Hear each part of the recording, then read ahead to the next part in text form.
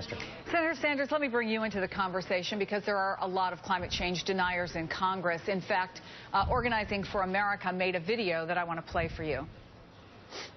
The debate on the causes of climate change is far from settled. Well, the climate's always changing. That's not the fundamental question. The fundamental question is whether man-made activity is what's contributing most to it.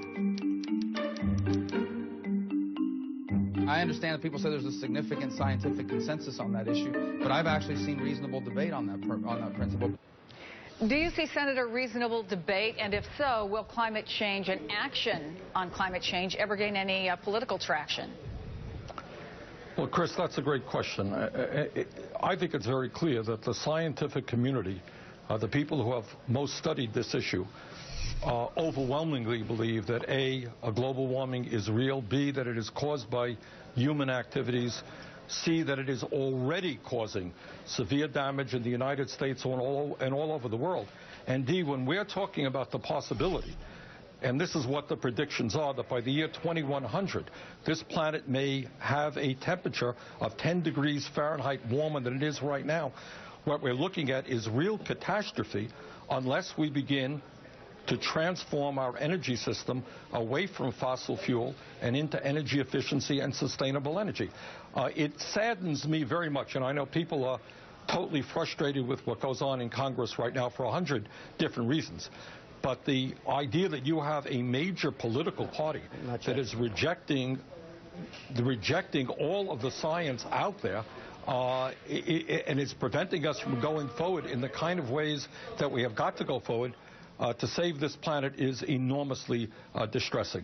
Well, you have talked about global warming. In fact, most recently in an interview in Playboy magazine saying global warming is a far more serious problem than Al-Qaeda. And I think you might have seen at the top of our program that article from The Guardian that suggested governments in vulnerable countries like the Philippines think that those of us who live in rich countries have lost the political will to do anything about climate change. Would you expect, for example, anything at all to come out of the upcoming UN summit? Not much. I mean, when the most powerful economy on earth, the United States of America, where you have, a party that controls, the Republican Party, that controls the House of Representatives, not only not wanting us to go forward in a significant way, but denying the science. I mean, what kind of signals does this send to the entire world? What we need to do as a nation is say, look, we have a planetary crisis. We've got to break our dependence on fossil fuel. We have to invest significantly in energy efficiency and sustainable energy. We have to work with China, India, and the rest of the world to make this transformation as soon as possible. You're talking about low-lying countries, coastal countries, and cities in the United States that maybe experience severe flooding in the years to come. And if we don't get this wake-up call now, and we don't start investing in transformation of our energy system, we're going to be in very bad shape.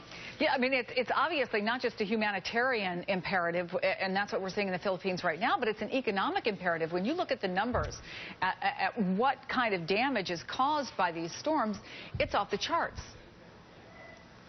We spent, just the federal government, spent $60 billion helping New Jersey and the other states impacted by Hurricane Sandy. We spent hundreds of millions of dollars helping Vermont and other states hit by Hurricane Irene. You're talking about forest fires. You're talking about drought. A recent report came out recently from the scientific community worrying very much about food production because of drought in years to come.